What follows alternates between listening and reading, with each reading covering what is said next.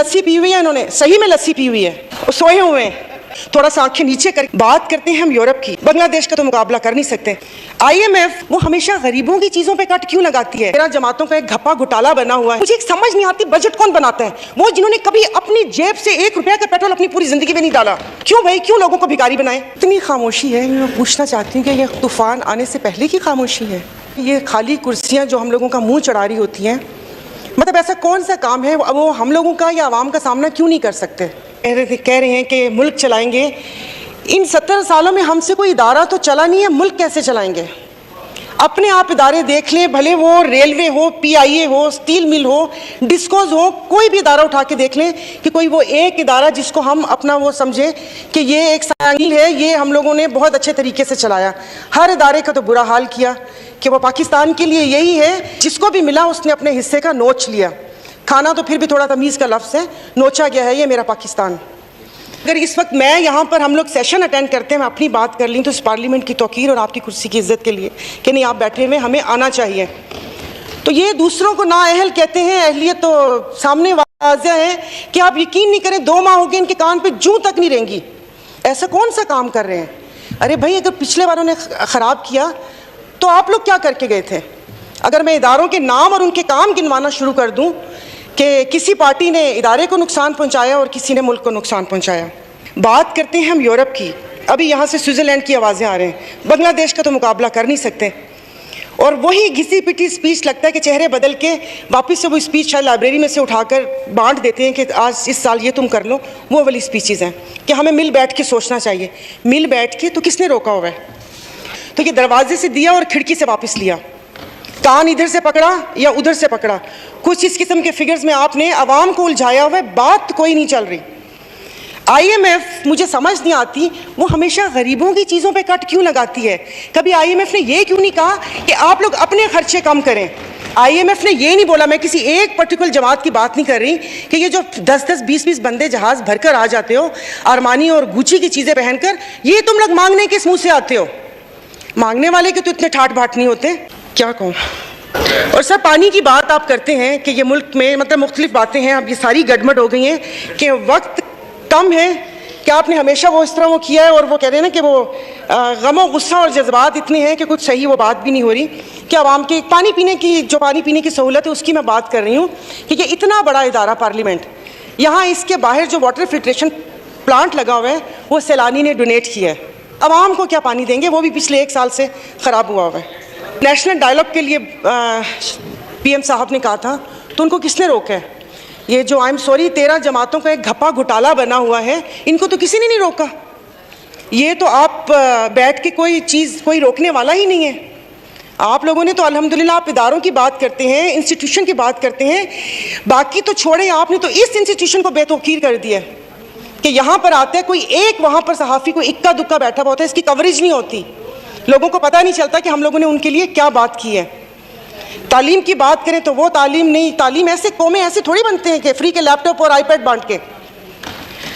तो जनाब स्पीकर, मेरे ख्याल में अभी जो कल एक वजीर साहब का भी बयान आया था, चाय की प्याली एक कर दें, तो मतलब अपने खर्चे क्यों नहीं कम हो सकते? अपना प्रोटोकॉल क्यों नहीं कम हो सकता? जनाब स्पीकर, आप ही सुनने वाले, आप ही को कह रही हूँ, क्योंकि ये लस्सी पी हुई है इन्होंने, सही में लस्सी पी हुई है, सोए हुए हैं। तो क्योंकि ये जो वहाँ पर चीखते थे उस वक्त इतना शोर शराबा होता था, इतना शोर शराबा होता था, वो लगता है कि जैसे पता नहीं उनको कुछ अब समझ ही नहीं आ रही, कानों में रुई डाली हुई है या आई डोंट नो क्या किया हुआ इन्होंने, लेकिन आवाम मर रही है। आप यकीन नहीं करें कि मैं सुबह के बहुत सारे सफ़ेद पोश ख़ानदानों को जानती हूँ, कल से मुझे मिस कॉल्स आ रही हैं, और अल्हम्दुलिल्लाह अल्लाह पाक ने मुझे इतना शऊर दिया हुआ है कि वो मिस कॉल क्यों आ रही हैं, इसलिए कि उनकी हिम्मत नहीं है मांगने की, आंख में शर्म है, वो सिर्फ मिस कॉल से मैं समझ रही हूँ कि क्या प्रॉब्लम होगा उनका। तो खुदा के लिए लोग अपनी इज्जतें बेचने पर मजबूर हो जाएंगे और बल्कि बिक रही हैं। तो ये आपने मुल्क का क्या हाल कर दिया। ये मुल्क का मुझे कहना नहीं चाहिए, मेरे अपने पाकिस्तान से अपनी दिलो जान मोहब्बत है, लेकिन रहने के काबिल नहीं रहा। हाँ, मोर्टीन स्प्रे है वो कर दें, शोर आ रहा है कानों में। अभी भी यहाँ पर एक मक्खी भिनभिना रही थी डांडला साहब के ऊपर। तो प्लीज़ या तो ये आवाम का आप ख्याल कर लें ये बजट, ये यहाँ पर ये तकरीरें और ये सारा करना और पेट्रोल, मुझे एक समझ नहीं आती बजट कौन बनाता है? वो जिन्होंने कभी अपनी जेब से 1 रुपया का पेट्रोल अपनी पूरी जिंदगी में नहीं डाला। ये जब से यहाँ पर आके बैठे, मैं तो इनको जब से देख रही हूँ, मैं इतनी छोटी सी थी तब से यही शक्लें देख रही हूँ, इन्होंने तो कभी अपने जेब से कोई चीज़ नहीं खरीदी।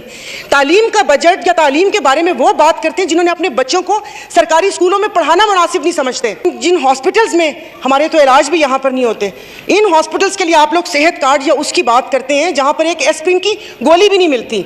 यहाँ पर बहुत से लोग Benazir income support program card की वो कर रहे थे। क्यों भाई, क्यों लोगों को भिखारी बनाएं?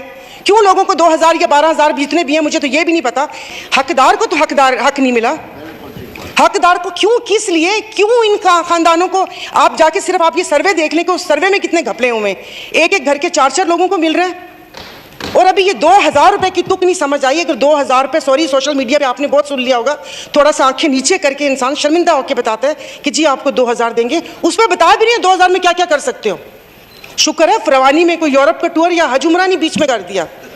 और जो फिल्म इंडस्ट्री पे सब्सिडी दी है आपने, अगर वो हज पर दे देते, क्योंकि हमारे अब्दुल शकूर साहब बहुत ऐसे हाथ लहरा लहरा के कि मैं वहां पर गई थी, मैं वहां पर गई थी, तो कहाँ है?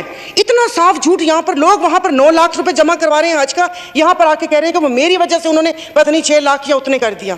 फर्क तो कुछ भी नहीं आया।